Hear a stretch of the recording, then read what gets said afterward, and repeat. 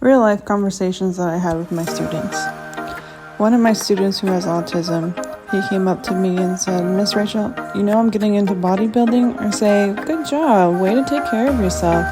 He said, "Yeah, my problem is the snacks." I said, "Oh, yeah, that's all of our problems. I had trouble with that too." And he said, "Yeah, no offense, Miss Rachel, but I can tell." The same student also pretended like he was blind so that he didn't have to do any of his math homework.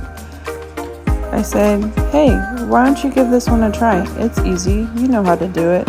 He said, "I can't." I said, "Why not?" He goes, "Because I'm blind. I don't know what happened. I can't see." I said, "Are you pretending to be blind just so you can get out of this math homework?" He said, "No, I'm serious." I said, "Okay, well, why don't you go down to the nurse and see if they can help you?"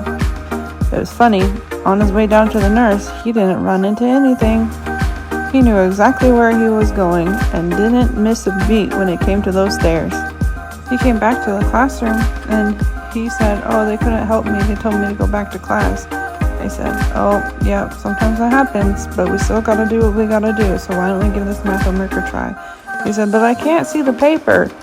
I was like, "How about you finish this math problem and I will dig into my stash and get you a little treat." He said, "What kind of treat?" I said, "Do you like chips?" He said, "Yep." Funny, he finished the whole math paper. Thanks for watching.